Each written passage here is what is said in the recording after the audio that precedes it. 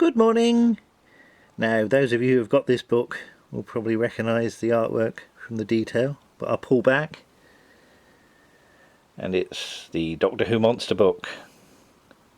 This, along with the making of Doctor Who, were pretty much my only reference works in the sort of mid-70s. There were a couple of poster magazines that you could get at the Longley exhibition, but they didn't tell you too much. I do remember a picture about the Celestial Toymaker for some reason, and the Axons.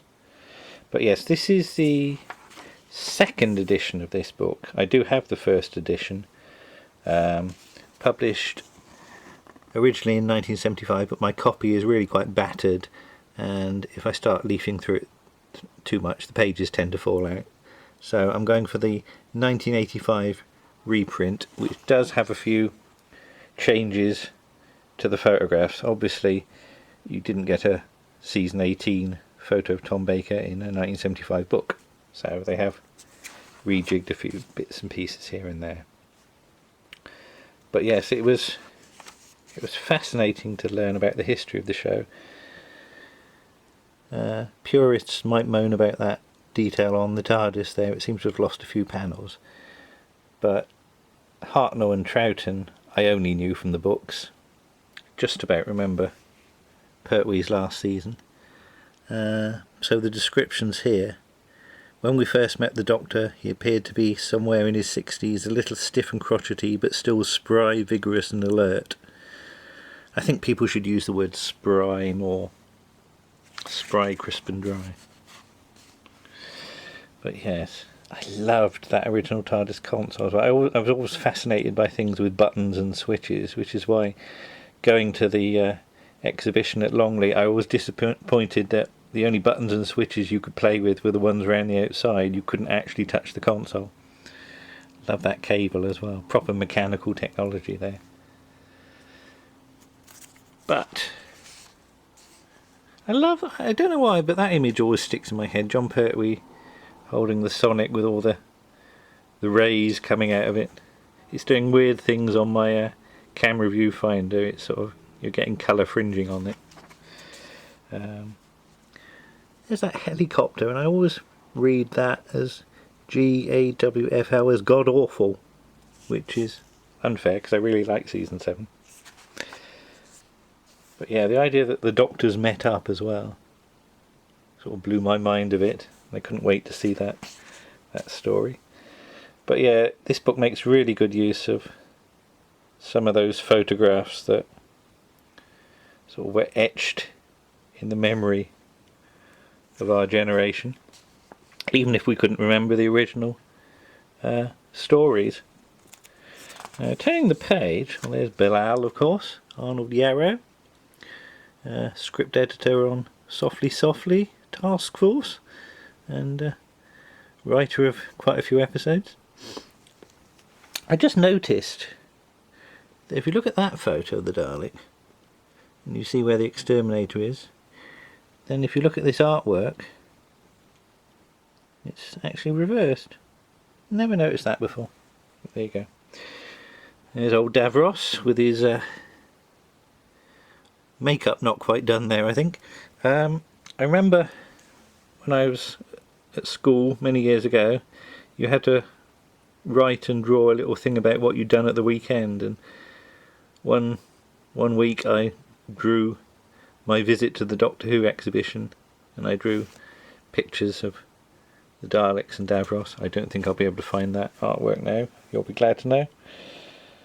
There's the old St Paul's Cathedral shot. But yeah, just image after image here. Now, I could spend hours going through this, frankly, and I'm not going to. Troughton always looks very grumpy in that shot, which is not like the real Troughton. Silurians. Remember somebody pointing out there's no third eye on that. Sea Devils, of course. Love the Sea Devil design. You know, that's a really close shot, and I still think it looks fantastic. I know Terence Dix doesn't like the string vests, but I do. A mixed bag of monsters is one of those phrases that sticks in the memory. Now with the Web Planet, this is all I had to go on with this photo. I always assumed that the Zarbi were done actually as some sort of puppet, maybe on sort of rods or something like that, because I could see that thing sticking up sort of there by its arm. Mainly because they'd frame the shot so you don't see the dirty great human legs. So yeah, the idea of doing a monster just in puppetry, maybe not.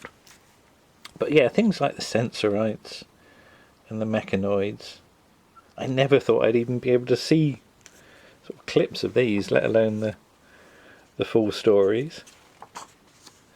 Yeah, I was always scared of the front cover of the Demons book, as it had the devil on, and I wasn't sure you should have the devil on the front cover of a book. That's the original artwork for the Three Doctors. I sadly didn't get that edition until a lot later. I had the second edition of that book, where you've still got the Three Doctors, but you don't have this image of... Now I know it's stolen from a comic, this image, but to me it was always right that the first Doctor needed 4 of those things going into his head, whereas the later Doctors didn't quite need so many. For some reason, you know, the first Doctor was the original and the most intelligent, which of course doesn't make sense when you think about it. But is it a gel guard or is it a gel guard? That was another question. But yeah, Invasion of the Dinosaurs, we've got that upstairs.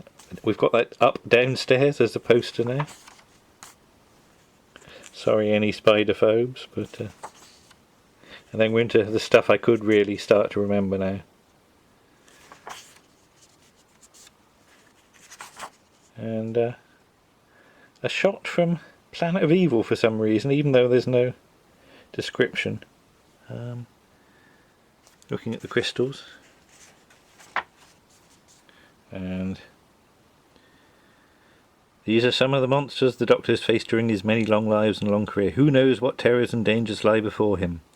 One thing is certain, he will be faced with the return of some old enemies and the arrival of many terrifying new ones.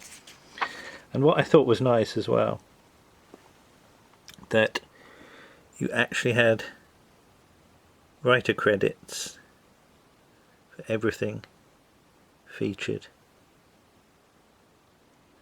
And the same names kept coming back as well. Yes, if you were called Bob or Robert, it seemed you could work on Doctor Who. But yeah, it's a lovely, lovely book. Now, there's an advert for some posters on the back. £2.50 for the first, £1.25 for each additional one. The original version of the book has a load of Target book covers, which I gazed at and gazed at again, always looking out for them in the shops. But yes, even on the reprint it was only £1.95, and to me that's a bargain. There you go then, the Doctor Who monster book. Fabulous.